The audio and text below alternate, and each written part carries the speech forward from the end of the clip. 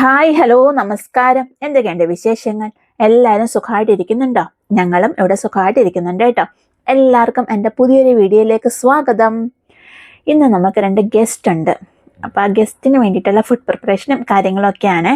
അപ്പം അതിൻ്റെ ഒരു കുഞ്ഞു വീഡിയോ ആണ് ഞാൻ ഇന്ന് നിങ്ങളിലേക്ക് ഷെയർ ചെയ്യുന്നത്. അപ്പോൾ അവർ മലയാളീസാണ് കേട്ടോ. അവർ നമ്മൾ പരിചയപ്പെടുന്നത് സ്കൂൾ വഴിയാണ്. സ്കൂൾ വഴി മീൻസ് അവരുടെ ഇളയകുട്ടിയും എൻ്റെ നന്ദുമോനും ഒരേ ക്ലാസ്സിലാണ് കേട്ടോ പഠിക്കുന്നത്. അങ്ങനെ സ്കൂളിൽ പോകാതിരിക്കുമ്പോൾ നമ്മളിങ്ങനെ നോട്ടും അല്ലെങ്കിൽ എന്തെങ്കിലും പ്രോഗ്രാമൊക്കെ ഉള്ളപ്പോഴൊക്കെ നമ്മളിങ്ങനെ വിളിക്കുമല്ലോ. അങ്ങനെ വിളിച്ച് കാര്യം പറഞ്ഞ് അങ്ങനെ ഞങ്ങൾ ഫ്രണ്ട്സ് ആയതാണ് കേട്ടോ. പിന്നെ മലയാളീസ് ക്ലാസ്സിലുണ്ടെന്ന് പറഞ്ഞു കഴിഞ്ഞാൽ നമ്മൾ അവരെയല്ലേ ഫസ്റ്റ് പ്രയോറിറ്റി കൊടുക്കാറ്. അങ്ങനെ നമ്മൾ വിളിച്ച് പരിചയപ്പെട്ടതാണ് കേട്ടോ. അങ്ങനെ അത് വലിയൊരു ഫ്രണ്ട്ഷിപ്പിലേക്ക് മാറി. അപ്പോൾ അവർ കഴിഞ്ഞ വർഷം ഇവിടുന്ന് ആസാമിലേക്ക് പോസ്റ്റിങ് പോയിട്ടോ. ഈ വർഷം അവരിവിടെ വന്നിട്ടുണ്ട്. അവരുടെ മൂത്ത കുട്ടിയുടെ സർട്ടിഫിക്കറ്റിനൊക്കെ വേണ്ടിയിട്ട് വന്നതാണ്. പോസ്റ്റിങ്ങിൽ പോകുന്ന ആൾക്കാരെ ശരിക്കും രണ്ടാമത് അങ്ങനെ കാണുന്നത് വളരെ അപൂർവമാണ് കേട്ടോ. ശരിക്കും പറഞ്ഞാൽ കാണാറേ ഇല്ല അങ്ങനെ. അപ്പോൾ ഇവർ ആദ്യമായിട്ടാണ് കേട്ടോ നമ്മളങ്ങനെ രണ്ടാമതൊന്നും കൂടി കാണാൻ പറ്റുന്നത്. അപ്പോൾ അവരിങ്ങനെ പോയ സമയത്ത് നമ്മളിങ്ങനെ പറയാറുണ്ട് നാട്ടിൽ പോകുമ്പം കാണാം എന്നൊക്കെ. പക്ഷെ അതൊരു പറച്ചിലിൽ മാത്രമായിട്ട് അങ്ങനെ ഒതുങ്ങലാണ്. ശരിക്കും പറഞ്ഞാൽ പിന്നെ അതൊരു ഫോൺ കോളിൽ മാത്രമായിട്ട് ഒതുങ്ങി പോകും കേട്ടോ. നാട്ടിൽ പോകുമ്പോഴായാലും നമുക്കങ്ങനെ കാണാനുള്ള ടൈമൊന്നും കിട്ടാറില്ല. അവരുടെ സ്വന്തം കാര്യം തന്നെ ചെയ്യാനുള്ള സമയം നമുക്ക് കിട്ടാറില്ല. അപ്പോഴാണ് പിന്നെ പോയി കാണലും ഒക്കെ. അപ്പോൾ പിന്നെ ഒരു ഫോൺ കോൾ മാത്രമാണ് കേട്ടോ. അപ്പോൾ അവർക്ക് വേണ്ടിയിട്ട് നമ്മൾ ഫുഡൊക്കെ ഉണ്ടാക്കുകയാണ്. അപ്പോൾ ശരിക്കും പറഞ്ഞാൽ നല്ല ടെൻഷൻ അടിച്ചൊരു ദിവസമായിരുന്നു കേട്ടോ. ടെൻഷൻ വേറൊന്നിൻ്റെ അല്ല, നമ്മൾ അവരെ തലേ ദിവസം തന്നെ വിളിച്ച് പറഞ്ഞിട്ടുണ്ടായിരുന്നു.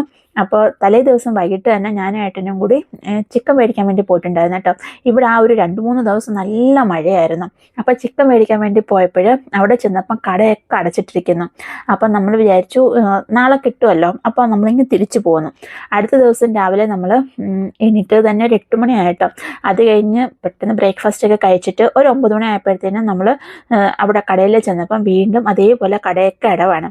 അപ്പോൾ ഇവിടുത്തെ ഒരു പ്രത്യേകത എന്താണെന്ന് വെച്ചാൽ, ഇപ്പം ചിക്കൻ കടയാണെങ്കിൽ അടുത്ത് കുറേ ചിക്കൻ കടകളുണ്ടാവും. പച്ചക്കറി കടയാണെങ്കിലും അതേപോലെ അടുത്തടുത്ത് കുറേ പച്ചക്കറി കട ഉണ്ടാവും കേട്ടോ. അപ്പം നമ്മുടെ ഒരു പ്രതീക്ഷ ഇവിടെ ഇല്ലെങ്കിൽ അടുത്തടുത്ത് ഉണ്ടാവുമല്ലോ. ആ ഒരു പ്രതീക്ഷയിലാണ് നമ്മൾ ഒരിടത്ത് കയറി, 2 കയറി, 3 കയറി. അപ്പോൾ ഇവിടെ എല്ലാം അടവാണ്. അപ്പോഴാണ് അവർ പറയുന്നത് ഇവിടെ എന്തോ ഫെസ്റ്റിവലാണ്. അപ്പോൾ ആ ഗല്ലിക്കകത്തേക്ക് കയറിപ്പോകാൻ പറഞ്ഞു. അങ്ങനെ ഞങ്ങൾ ആ ഗല്ലിക്കകത്തേക്ക് കയറിപ്പോയിട്ടോ. അങ്ങനെ കുറേ അകത്ത് കയറി ചെന്നപ്പോൾ അവിടെ ഒരു കടയിൽ ചിക്കൻ കൊടുക്കുന്നുണ്ടെന്ന് പറഞ്ഞു. അത് ഷട്ടറൊക്കെ ഇങ്ങനെ താഴ്ത്തിയിട്ടേക്കാണ്, പക്ഷേ അകത്ത് അവർ കൊടുക്കുന്നുണ്ടെന്ന് പറഞ്ഞ് അങ്ങനെ അവിടെ നിന്നിട്ട് നമുക്ക് ചിക്കൻ കിട്ടിയത്. ഇവിടെ എന്തോ നവരാത്രി ഫെസ്റ്റിവൽ നടക്കാൻ അത്ര. നവരാത്രി മീൻസ് നമ്മുടെ നാട്ടിൽ നവരാത്രി അല്ല കേട്ടോ, രാമനവമി ഇവിടെ അതാണ്. അപ്പോൾ ഈ 9 ദിവസമാണ്, അതുകൊണ്ടാണ് അവർ നവരാത്രി എന്ന് പറയുന്നത്. അതിന് 9 ദിവസം അവരിങ്ങനെ ഫാസ്റ്റിംഗ് ഒക്കെ ചെയ്യും. അപ്പം മത്സ്യം, മാംസം ഇങ്ങനെയുള്ള കാര്യങ്ങളൊന്നും അവർ കഴിക്കില്ല. അപ്പോൾ അതൊന്നും ഇവർക്ക് ഫാസ്റ്റിങ് ഈ വ്രതമൊക്കെ ഉള്ള സമയത്ത് നമുക്ക് വെളിയിൽ വന്ന ദിവസം ഇതൊന്നും കിട്ടൂല കേട്ടോ. അതാണ് ഇവിടുത്തെ ഏറ്റവും വലിയൊരു ബുദ്ധിമുട്ടെന്ന് പറയുന്നത്. അവരൊക്കെ ചെയ്യുന്നതിനേക്കാൾ ഉപരി നമുക്കതൊന്നും കിട്ടാത്തതാണ് ഏറ്റവും വലിയൊരു ബുദ്ധിമുട്ട്. നമ്മളാണെങ്കിലോ ഇതൊന്നും അറിയുകയില്ല. നമ്മളിതിങ്ങനെ ചെന്ന് പെടുമ്പോഴായിരിക്കും കേട്ടോ അയ്യോ ഇന്നിവിടെ ഫെസ്റ്റിവൽ ആണല്ലേ എന്ന് മനസ്സിലാവുന്നത്. ഇത് ഞങ്ങളുടെ ആദ്യത്തെ സംഭവമല്ല, മിക്കപ്പോഴും ഇതിങ്ങനെയാണ്. ഇവർക്ക് എപ്പോഴൊക്കെയാണ് ഇവിടെ ഫെസ്റ്റിവൽ ഉള്ളതെന്ന് ശരിക്കും പറഞ്ഞാൽ ഇതുവരെയൊക്കെ എനിക്കത് മനസ്സിലായിട്ടില്ല. മിക്ക ദിവസങ്ങളിൽ അവർക്കിവിടെ ഫെസ്റ്റിവലാണ്. അപ്പോൾ അങ്ങനെ ഞങ്ങൾ പോയി ടെൻഷൻ അടിച്ച് ചിക്കനൊക്കെ മേടിച്ച് അന്ന് വീട്ടിൽ വന്നപ്പോഴേക്കും 10:30 ആയിട്ടോ. അതും ഒടുക്കത്തെ മഴയാണ് ഇവിടെ.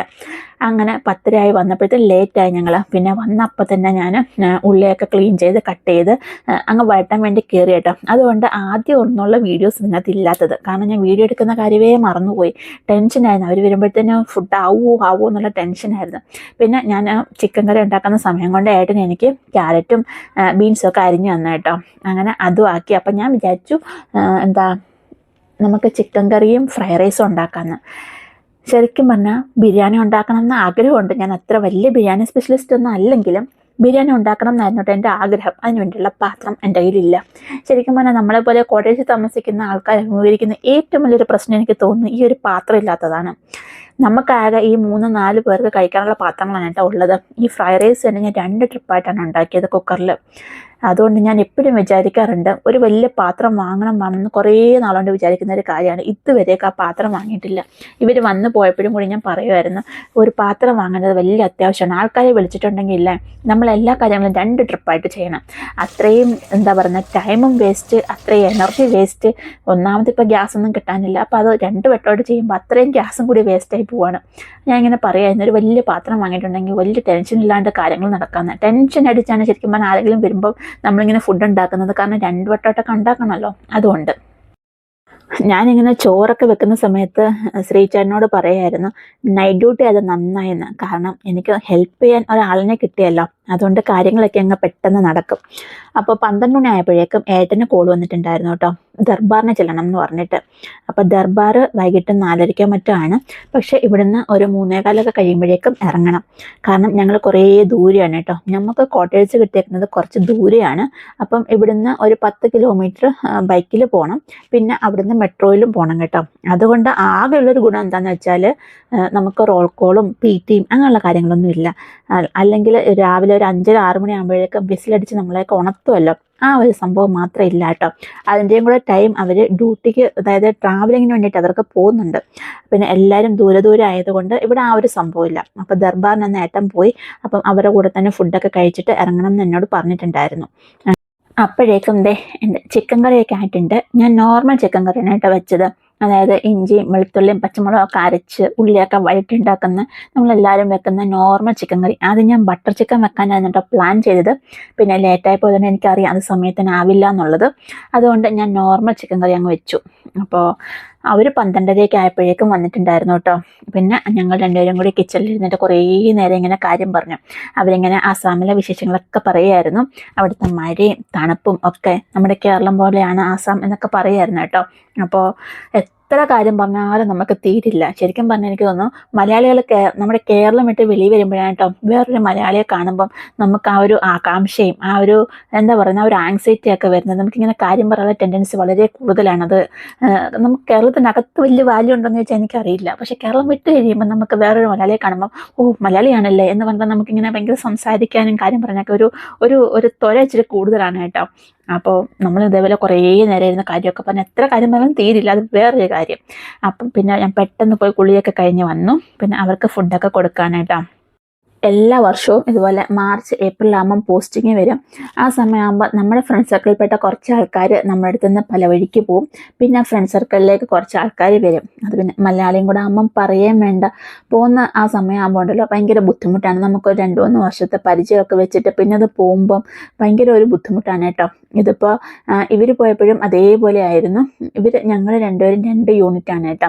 അവർ വേറെ യൂണിറ്റാണ്, ഞങ്ങൾ വേറെ യൂണിറ്റാണ്. അതുകൊണ്ടാണ് ഞങ്ങൾ സ്കൂളിൽ വെച്ചിട്ട് പരിചയപ്പെട്ടത്. അപ്പോൾ ഞാനിവിടെ ഡൽഹിയിൽ വന്നപ്പോഴും ഞങ്ങളുടെ മലയാളീസ് ഒരു 5-6 ഫാമിലി ഉണ്ടായിരുന്നു. ആദ്യമായിട്ടാണ് കേട്ടോ ഒരു 5-6 ഫാമിലി ഒരുമിച്ച് നമുക്ക് കാണാൻ പറ്റിയത്. കഴിഞ്ഞ വർഷം അതിൽ നിന്ന് ഒരു 2-3 പേര് പോസ്റ്റിംഗ് ആയിട്ട് പോയി. ബാക്കി ഇനി ഞങ്ങൾ 2-3 ഫാമിലീസേ ഉള്ളൂ ഇവിടെ. അപ്പോൾ ആ പോയ ആൾക്കാരൊക്കെ പോയി കഴിയുമ്പോഴല്ലേ അവരുടെ ആ റൂമൊക്കെ ഇങ്ങനെ കാണുമ്പോൾ നമുക്ക് ഇപ്പോഴും പണ്ടിവിടെ നമ്മൾ ഇരിക്കുമായിരുന്നു, ഇവിടെ ഇരുന്ന് കാര്യം പറയായിരുന്നു. ഇപ്പോഴും ആ ഒരു ഫീലാണ് നമുക്ക് അതുവഴി പോകുമ്പോഴും വരുമ്പോഴും ഒക്കെ.